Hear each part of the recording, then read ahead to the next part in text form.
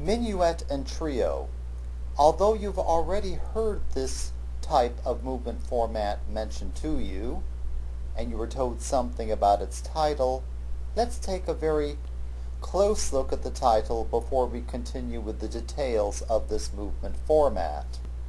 The minuet was the most important court or social dance of the late 18th century, and the word minuet itself means smallish. It refers to the steps of the dancers. The word trio is important to the name of this movement format, and although you may see it referred to as such in writing, please remember that the proper name of this movement format is minuet and trio, not just minuet. Now the word trio means three, and it refers to what actually happened when such pieces were played for actual social or ballroom dancing. That is, it refers to the three instrumentalists who played the central section of court or social dances of this sort. One good reason for thinking of this movement format as minuet in trio and not just minuet is that this movement format is a stylized dance. And a stylized dance, as you already know, is used only for listening.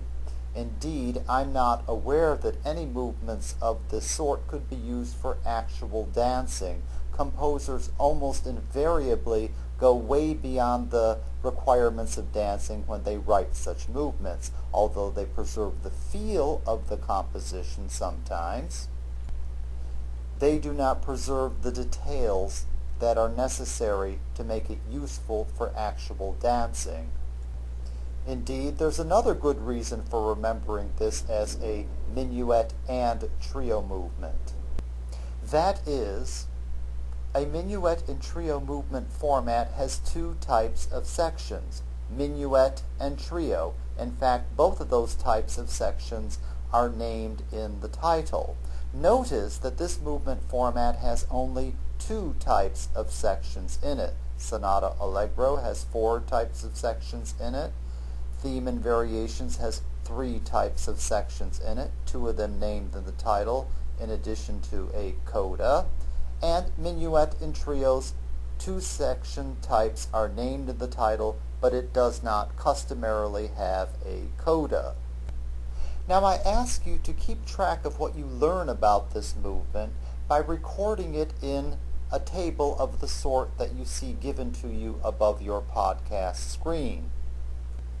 There are 4 lines to the table, and each of them will record the following information: the section letter name, whether or not the section is written, the name of that section, as well as the content of that section. The section letter names A, B, A prime present us with something that we have seen before. In fact, isn't this the very same form as we saw for the Da capo aria, A, B, A prime? In fact, it is, and you're going to see that it has something in common with that type of a composition. You may well recall that the Da capo aria had only 2 of its 3 sections written out, and that is exactly what happens here with the minuet and trio movement. The first section is written out, the second section is written out, but the third section, the A prime section, is not written out. And the reason is the very same for this as it was in the Da capo aria. That is, the composer simply writes the phrase Da capo at the end of the B section, and the performers repeat it from the beginning, concluding at the end of the A section. The sections take their name from the title of the format. The first section is a minuet, the second section is a trio section, and the third section is some sort of a repeat of the initial minuet. Since we are presented with a plan A, B, A prime, we know that A is somehow different from B, and that A prime is a varied repetition of A. Let's see exactly how these sections differ from one another.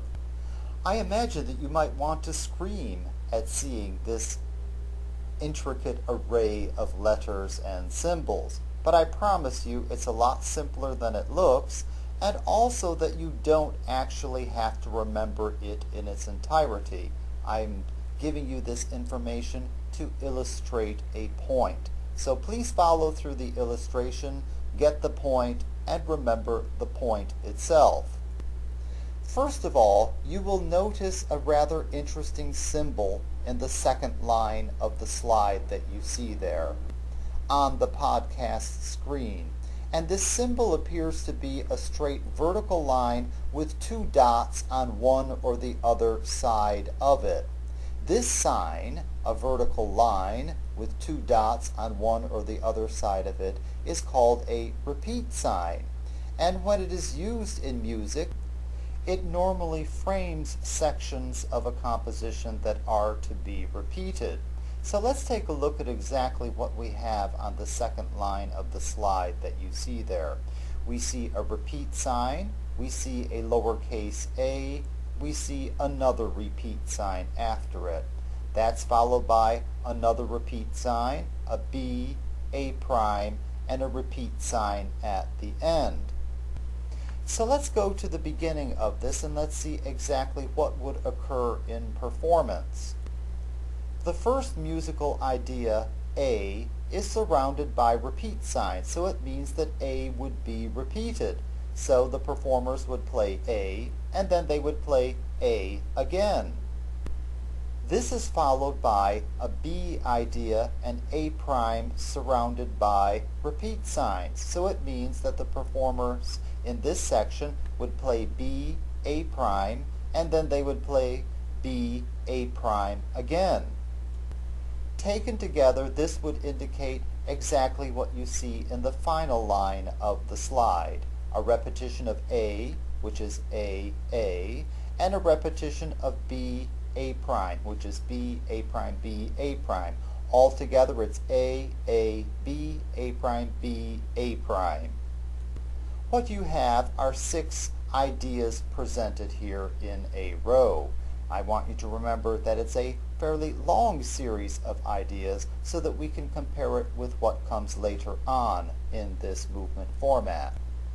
Now the B section of this movement format is another minuet, and it has the same or a similar plan to the first section, but it presents different musical ideas. In music for actual dancing, this section was to provide a contrast to the music that preceded and followed it, and composers of stylized dances ensured that there was some sort of contrast as well, both in terms of the musical ideas and of the character of the work as well. Now let's take a look at the A prime section, and let's compare it to the A section of this movement format.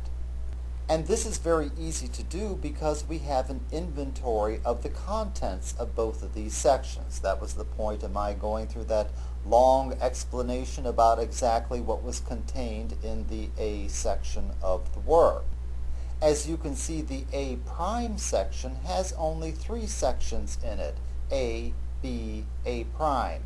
Notice that this is a much shorter list than you see in the first section of the work, the A section, where you have A, B, A prime, B, A prime. 3 little sections instead of 6. And the difference between them is that the A prime section is presented without repeats. So it is a lot shorter than the first section. That's why it's called A prime. So remember that the reason that A prime is A prime and not simply A is that it is presented without repeats.